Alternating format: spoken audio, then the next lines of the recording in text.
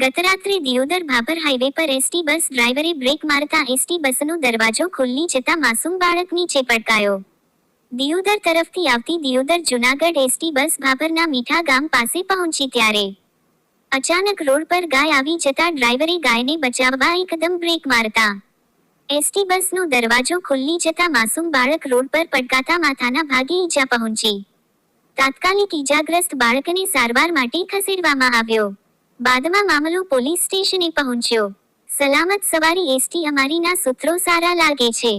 અહીં તો એક્સપ્રેસ બસના દરવાજા ચાલુ બસે ખુલ્લી જતા હોય તો પછી સલામત મુસાફરો ક્યાં છે? પકડી રાખ્યો તો આમાંથી પકડાણો નહીં એટલે જે સીડી હતી ને આપણા જે સડવાની આપણે સીડી બસની એ ત્યાંથી લહરી અને આમ ઘા થઈ ગયો હાઈવે રોડમાં। બસવાળા અહીંયાથી જવા દઈ અને થોડીક આગળ જઈને બસ રોકી તો રોકી મને એમ હતું કે મારો છોકરો નીચે આવી ગયો, બસ એટલી આગળ વહી ગઈ એટલે પછી લઈને આવ્યો તો મારા છોકરાને જોડે આવું બધું વાગી ગયું। શું કર્યું પછી?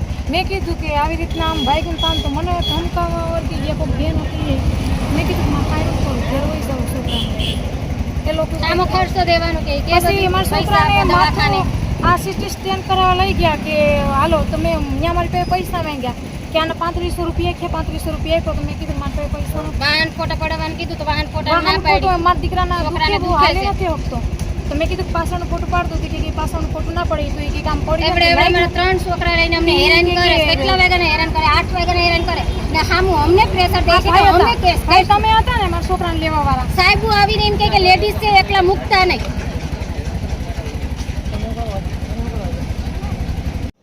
શું થયું તો બોલો? દિયોદરથી 7:30 વાગે નીકળ્યા બસ લઈને, પછી મીઠાની પહેલાં ભટકાસર ગામ આવે ત્યાં બે ગાયો આડી પડી, એના લીધે મારે બ્રેક મારવી પડી।